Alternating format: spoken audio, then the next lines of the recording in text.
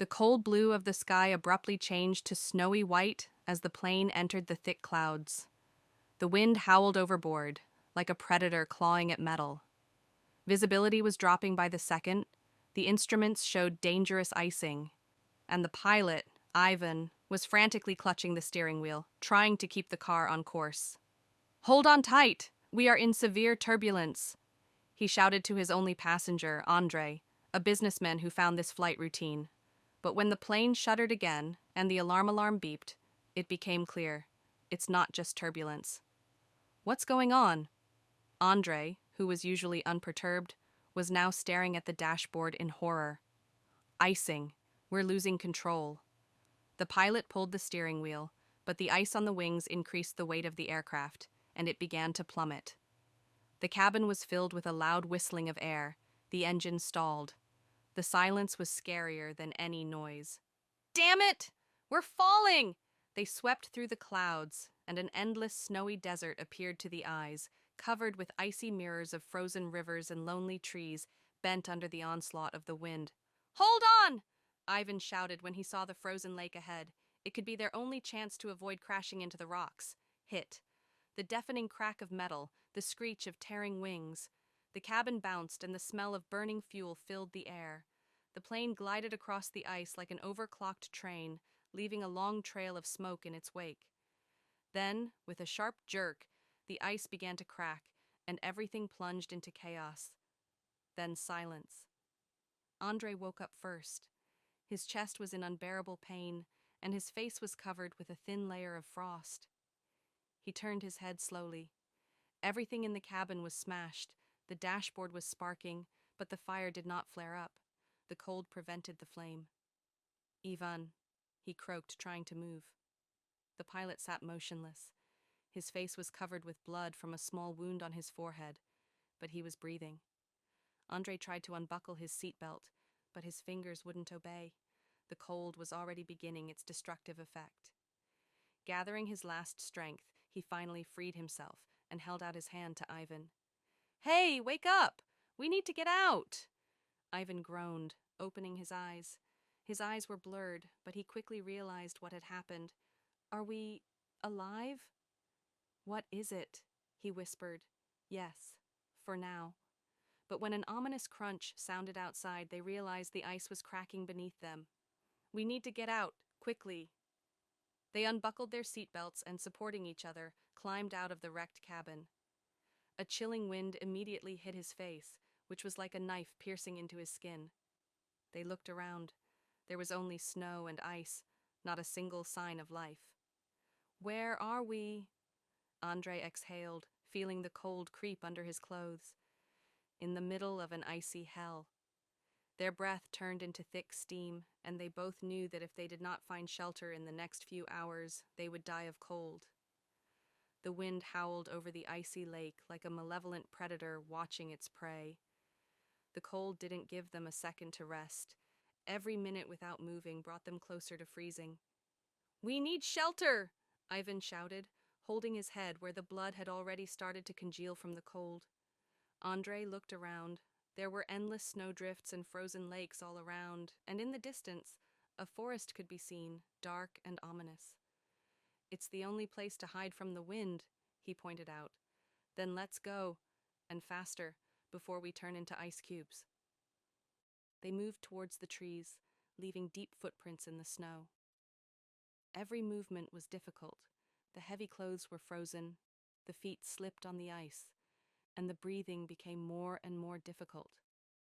After a few minutes, Andre felt strangely weak.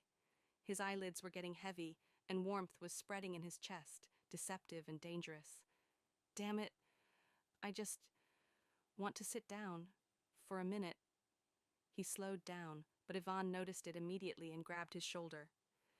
"Don't you dare! Don't stop in any case!" There was a note of panic in his voice. "It's hypothermia.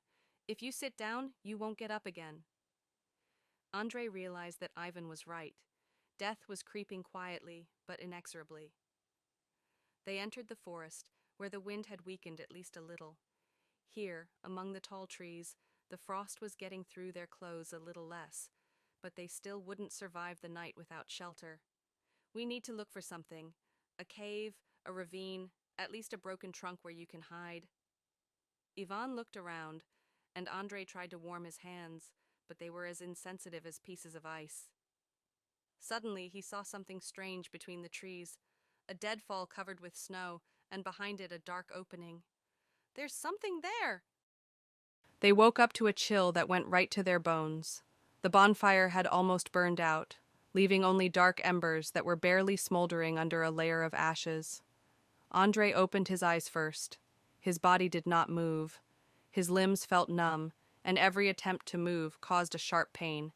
He clenched his teeth, trying to keep warm, but the cold was relentless. "Ivan!" His voice sounded hoarse, like someone else's. Nearby, Ivan also opened his eyes, slowly and with difficulty. They were red and tired. "We can't stay here," he said, pulling his backpack towards him with trembling hands. "One more night, and we're finished." Andre nodded. They couldn't wait for salvation, because they didn't know if it would come at all. The search for salvation. They went outside again. The wind did not subside, but on the contrary, it became even stronger.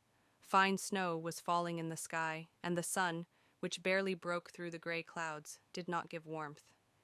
"If we don't find a better shelter, we'll freeze," Ivan said, wrapping himself in his jacket. Andre examined the horizon. In the distance, through the white veil of snow, he noticed something that looked like rocks. "Look, there might be a cave." Ivan strained his eyes. Yes, it was something stony, massive, perhaps the remains of a rocky outcrop. "Let's try it." But walking in the snow was unbearably hard. Every movement was exhausting and my toes were numb. "We have to go," muttered Ivan. Step by step, fighting against the icy wind, they advanced forward. And suddenly, Andre slipped on a stone hidden under the snow and fell down. "Damn it!" Ivan immediately rushed to him. "How are you?" "The leg." Andre grimaced in pain. It felt like something was broken. Panic began to rise in my chest. If he couldn't walk, there would be no chance of survival. "No, no, not that." Ivan abruptly pulled off his scarf, began to rewind his leg, trying to at least somehow stabilize it. "Get up.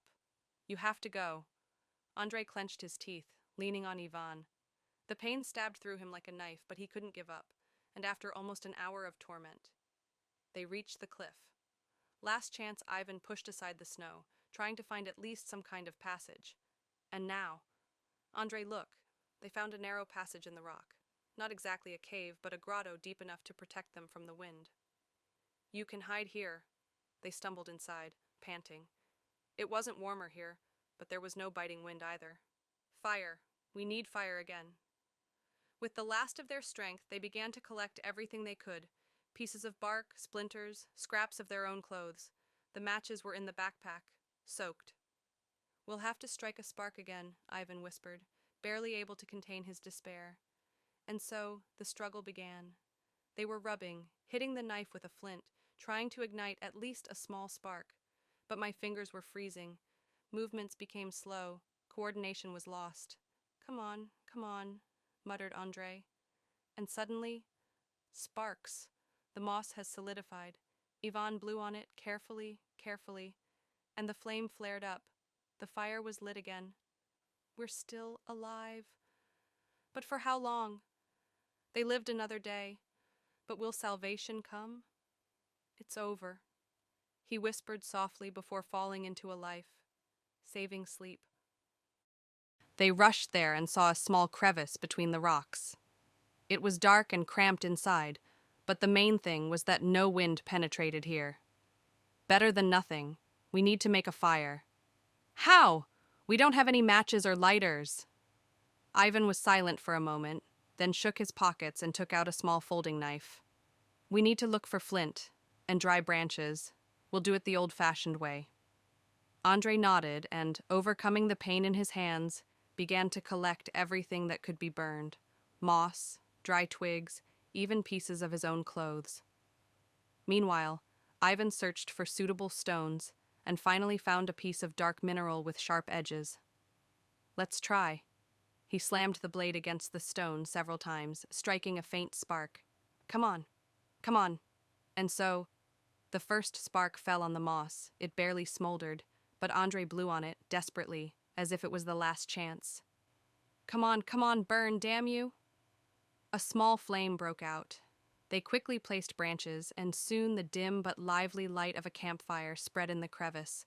The fire was their first victory, their first step to salvation. But there was a new danger ahead.